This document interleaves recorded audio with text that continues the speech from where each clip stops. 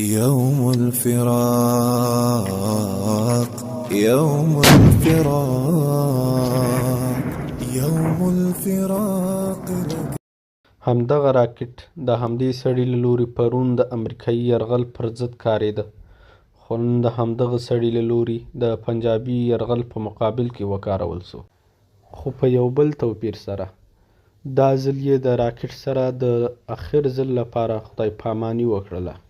شهید سعید رهبر تقبله الله د غزني ولایت د جاغوري ولسوالۍ و. د هغه د واده څخه 2 میاشتې تېرې شوې وې. پرون چې کله په ځاځي میدان کې د پنجابي پوځیانو لوري د افغانستان خواته د پوځي تاسیساتو د جوړولو مخنیوی وشو، شهید سعید رهبر تقبله الله خپل پخوانی راکټ بیا راواخیست. د پاکستان د پوځ یو پوستۍ له منځه یوړله او یو زغروال ټانک یې ورته لولپه کړ. په دې میاشت کې دا 2م ځل ده چې په ځاځي میدان ولسوالۍ کې د پاکستاني لور سره جګړه رامنځته کېدله. یو اونۍ وړاندې هم په همدغه سیمه کې د پوځي تاسیساتو د جوړولو د مخنیوي له امله د پاکستان د فوج سره جګړه رامنځته شوې وه.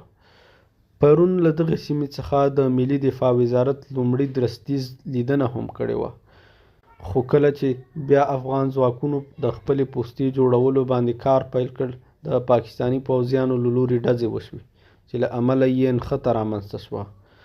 پاکستان ته کلک ځواب ورکول شو. یوه پوسته یې ونیول شوه، له منځه یې وړل شوه، یو زغروال ټانک یې له منځه لاړل او همدارنګه مالي او ځاني تلفات ورته واوښتل. په همدې لړ کې شهید سعید رهبر تقبله الله هم د شهادت جام نوش کړ.